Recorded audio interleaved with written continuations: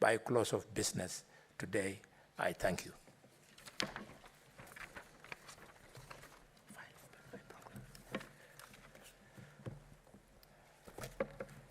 Thank you very much, members. We now invite both parties to make their opening remarks. Opening statements. Each will have an opportunity of doing so within 40 minutes, and we will start with the County Assembly. On behalf of the County Assembly of Meru, Council, you have 40 minutes.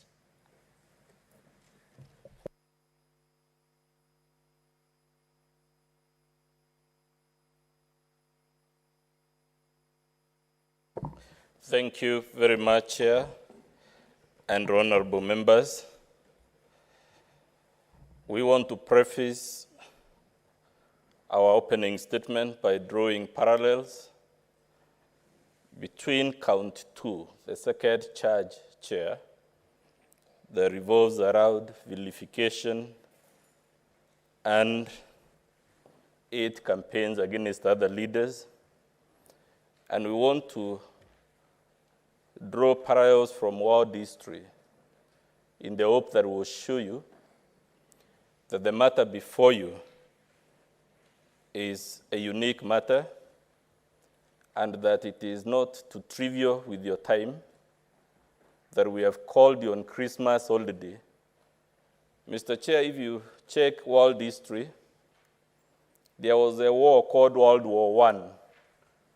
It was ended by the treaty establishing the League of Nations and the Treaty of Versailles,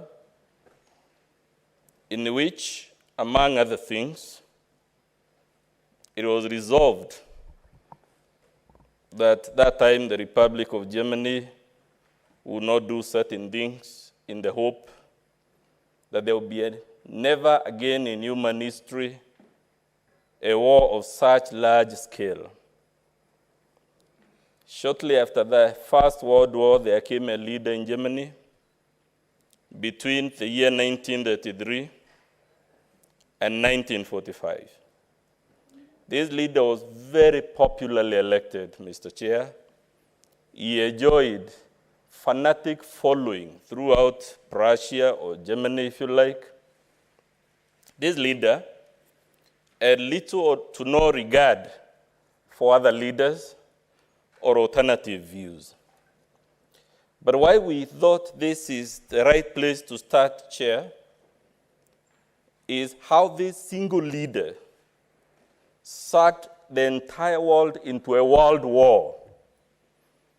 Just like the governor before you has a war with all the 69 MCAs, has a war with the speaker, has a war with the senator, has a war with the Catholic Church, has a war with any leader from whatever direction of the campus. That's exactly what this leader in Germany did, and specifically, the German leader militarized the Rhine region, which is the border between Germany and France to the southwest, in breach of the Treaty of Versailles. And Mr. Chairman, I make these remarks because we had our own world war in this country called the post-election violence. We had our own Treaty of Versailles. We had our own Treaty for the League of Nations, and they are to be found in the Constitution of Kenya, 2010.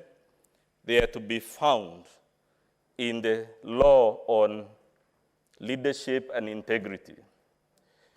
So how was the German leader able to suck the entire world into a war which some of our relatives, my grandfather, for instance, went to fight in Burma, in a war Africans had nothing to do with?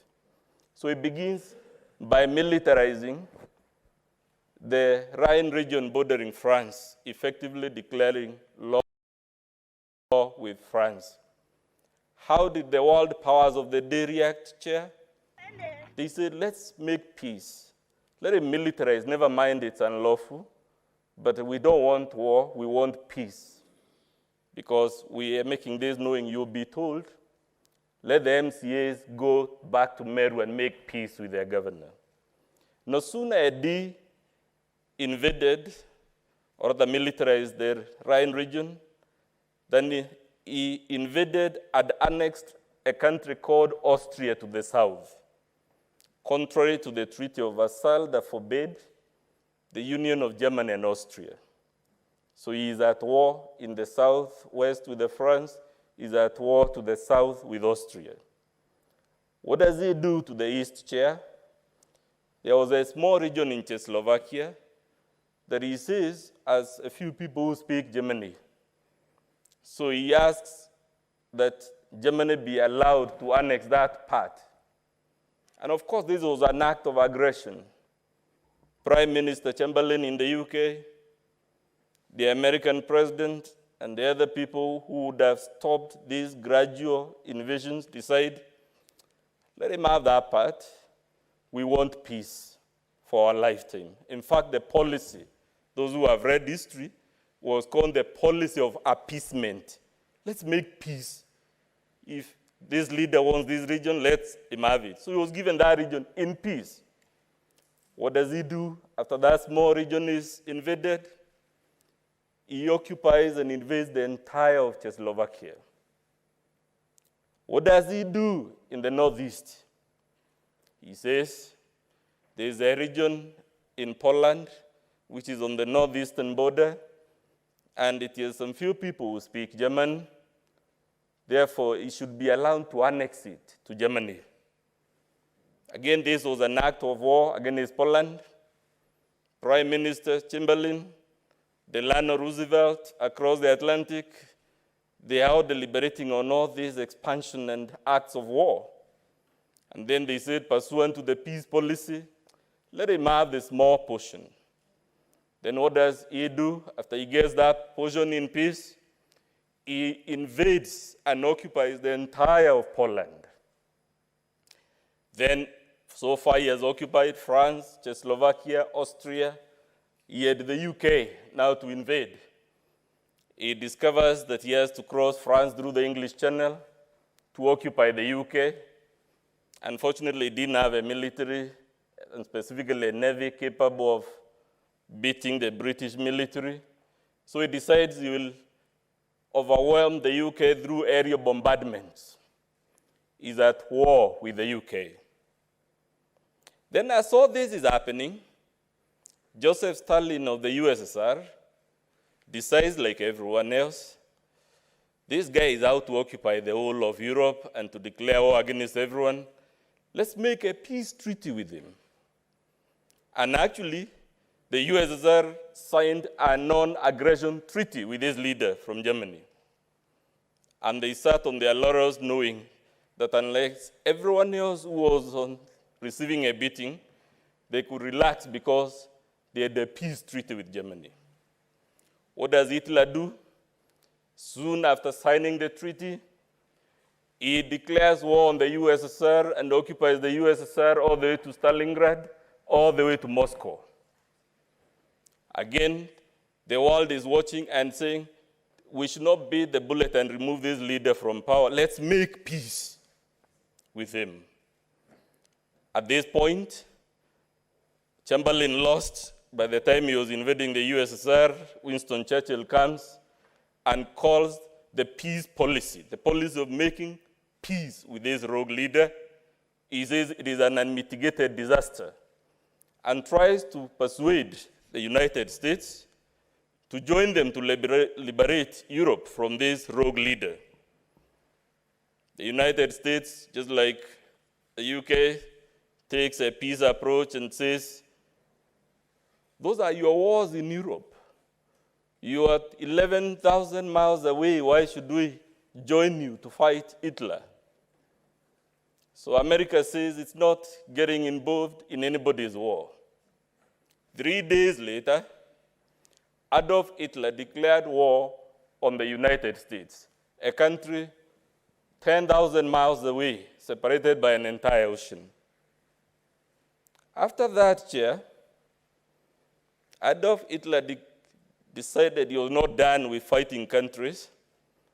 He decided he is fighting certain human groups. He identified Jews, Slavs, and whatnot. And to cut it short, Chair, by the time this rogue and untamed leader was done, the entire world, from Japan to Australia to Africa to Americas, was in a war created by one person, one leader, in what initially appears like small individual acts of aggression. None of them in isolation looked serious. And because of the policy of appeasement, by the time he was done, 50 million people were dead across the world. We are here, Chair, to hope to persuade you, based on the evidence we'll give you, that unless you help Meru County to tame this untamed leader, who is at war, just like Adolf Hitler, in all directions of the campus, who is at war with everyone, both real and imaginary, Chair, it will be an unmitigated disaster, to borrow the words of Winston Churchill. The motion before you, Chair, revolves around gross violations of the Constitution, gross violations of various county and national laws, abuse of office, and gross misconduct. It raises in total, although the counts are clustered, there are 6 main counts here, and when we listened, under each count, there are several specific allegations arranged thematically under 6 clusters. When you do your count, Chair, you will note the motion raises 62 violations, 6-2, of the Constitution and laws of Kenya, all committed within the remarkably short period of 64 days between 6th of September and 9th of November. So, Chair, you have an untamed governor who on average grossly violates the Constitution at least once per day. It must count for something, Chair. This motion was placed before the Assembly on the 14th of December. After listening to the evidence, Chair, there were 67 out of 69 members in the Assembly, and all of them voted to impeach the governor. The score was 67-0. When we get there, Chair, we'll be telling you that must count for something. Why must it count for something, Chair? The governor will try to persuade you that there is a gender dimension. And the question we'll ask and the Senate, if that is true, why did all the 23 female members of the Assembly vote to impeach her? We will invite you, Chair, to note when we get there that the governor was invited to respond to the allegations against her, and the invitation is at page 51 and 53. Rather, it is in our volume 3, page 49. And she did not, Chair, avail herself of that opportunity.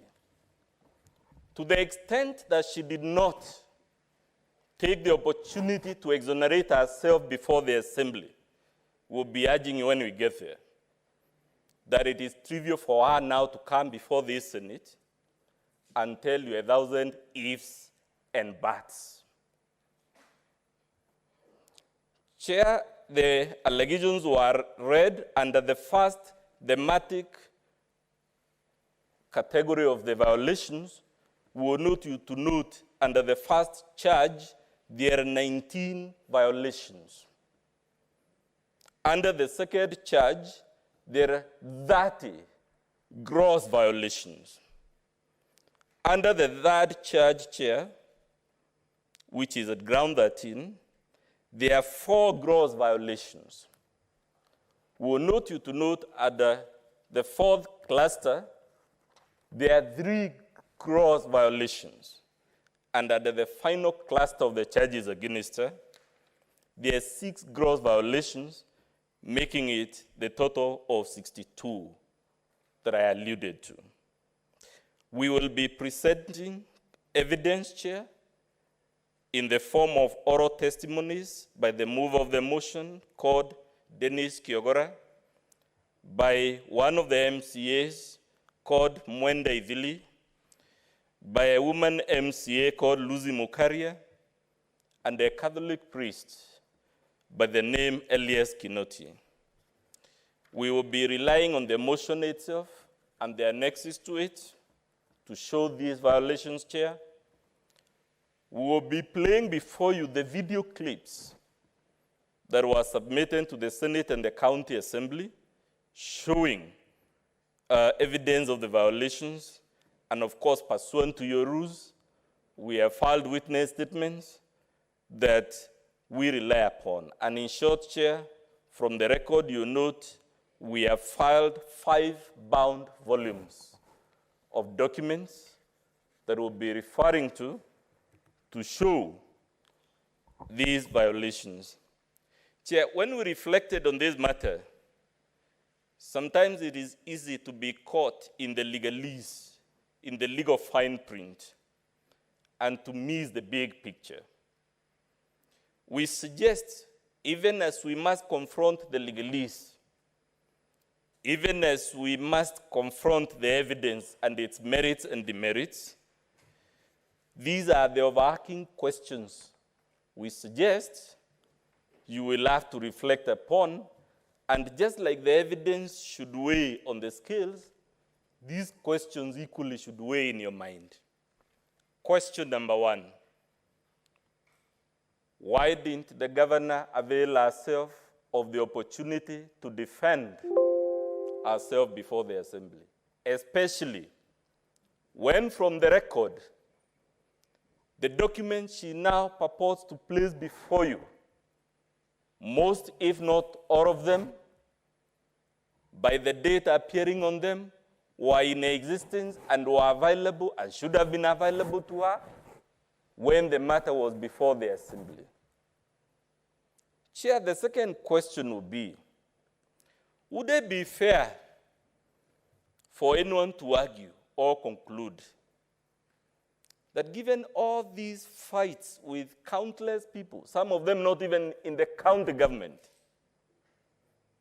is it really possible that there is no fundamental problem with the governor on trial, and the problem instead lies with all these other people, the MCAs, the MPs in Meru, the senator for Meru, the cabinet secretary, the Catholic Church, the cartels, the corrupt? She has just too many people. She has waged constant wars. Is it really possible, can we fairly say, that the problem lies somewhere but not with the governor? We will ask you to reflect on that in your minds. We'll be asking you, is it possible? And of course, we know the Senate must make its own independent decision, and this is not an insult to the Senate, but is it possible that all these MCAs are misguided, and all they have is misconceived? They don't know what is a gross violation of the law. They have imagined all these things. They actually didn't take place. We will ask you very humbly to reflect on that. The governor will come and tell you, because she has done so in paragraph 24 of our affidavit, that it is too early in the day for us to be bothering the Senate with an impeachment motion less than 3 months after a general election. Chair will be telling you that, one, our Constitution does not know this idea of temporary impunity, that there is a period following the general election in which governors have a blank check to do whatever heinous crime or misdemeanor they fancy, because during that period, shortly after the election, the Constitution is suspended. But we'll also be urging you, Chair, that that is exactly what informed the appeasement policy with that of Hitler. Chamberlain was saying, we just had the First World War. We just need peace for our lifetime. Let it be for now. We'll be urging you, Chair, to consider whether, indeed, given the gravity of the evidence we placed before you, whether we actually haven't taken too long to come before the Senate. And our case will be that it is not too early.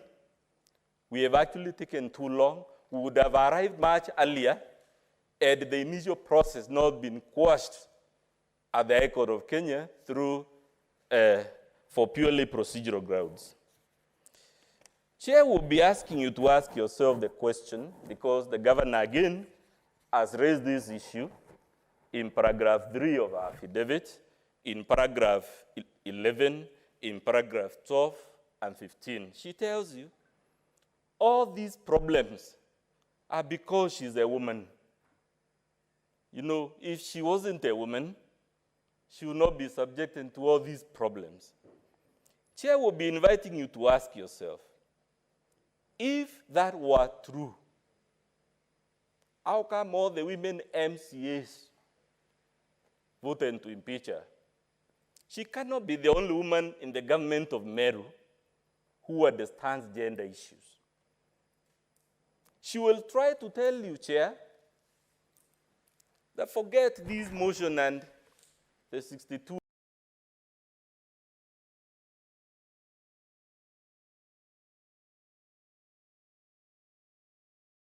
allegations. She will tell you that's the language used in our affidavit, that is about the Ward Development Fund. That's why the MCAs have collected all this litany of accusations against her. It's within our right to raise it, but we'll be asking you, Chair, to ask yourself, if that were really the reason, why did the nominated MCAs, 24 of them, who have nothing to gain or lose from the ward fund, the operative word, Chair, is that they have nothing to gain or lose, which means they have no interest in that issue. Why did they also vote to impeach her? We will ask you, how come the other women governors in Kenya and in the region of Mount Kenya are not having these types of problems?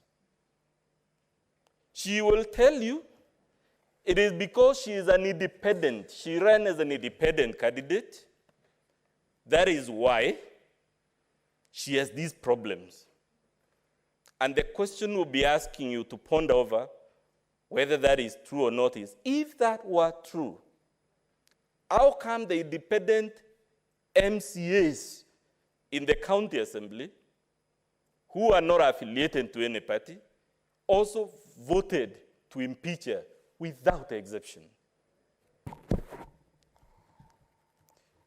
Chair will be asking you the broad question, if we are able to persuade you that the assembly has good evidence of the allegations, the question we would urge you to ponder in your mind is whether the Senate should look the other way around, should excuse these heinous crimes and misdemeanors because either it is too early or because the offender is a woman.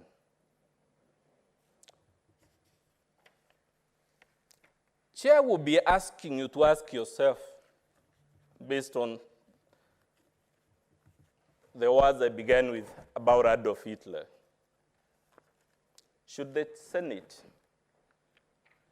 just like the Prime Minister of the UK then, just like Joseph Stalin in the USSR, just like Delano Roosevelt in the US, should the Senate equally adopt the policy or the stance of peace? You guys, go make peace. It is too early in the day, and our submission when we get there, Chair, is we are dealing with the megalomaniac of the type that was ruling Germany between 1933 and 1945, who is at war with everybody in all the four corners, all the four main directions of the campus. I know Chair is consulting. I don't know whether I should proceed, Chair. Okay. Chair, I noted you were consulting, so I didn't know whether to proceed. From my profession, if you see the judge consulting, you pause. Yeah, it's good you've paused, eh? Yes. And you are free to make your statement. Yes. But be careful Yes. about the words you use. I'm guided, Chair. Yeah, words like megalomania, you've quoted enough from Hitler. Make your case. I'm guided, Chair. Thank you very much for that guidance. Chair, the point I was making is, at the end of the day, besides considering the evidence and the merits and the demerits, we cannot run away from the question whether should you direct the county government of Meru to go and make internal peace, and we'll be urging you that would be an untamed or rather an unmitigated disaster, given the type of allegations before you, especially those at the charge number 2. Chair, there will be questions you have to consider whether impeachment is counter-democratic. Because the governor will come and tell you from our affidavit, the assembly is trying to reverse the will of the people. When we get there, Chair, we invite you to note, just like the Supreme Court has noted while upholding this Senate's decision to impeach the governor of Nairobi, that there is nothing undemocratic about impeachment. On the contrary, impeachment is a constitutionally ordained safeguard for dealing with what we would call the aberrations of democracy. They say, Chair, democracy is the best form of government, except that there is no other.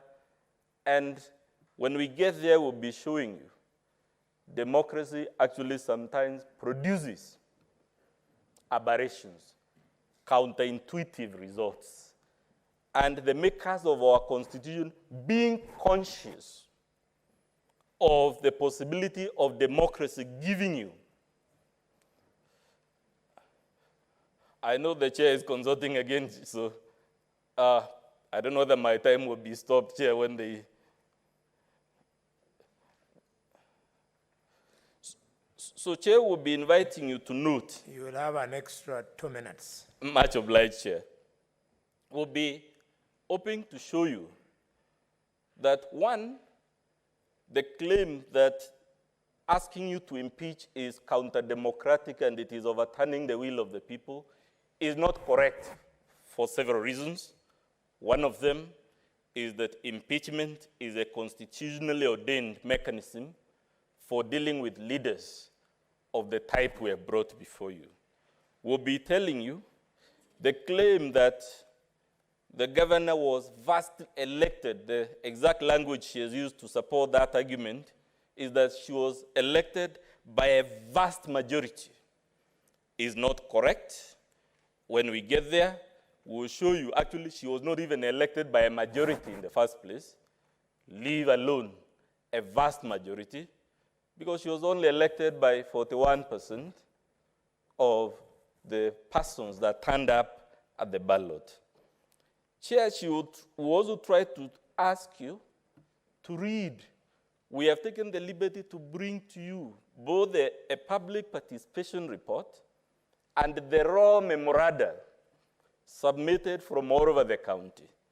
And we'll urge you, when you read them, you will actually find it is not correct to suggest that impeaching this particular governor will be counter-democratic or a reversion of the will of the people.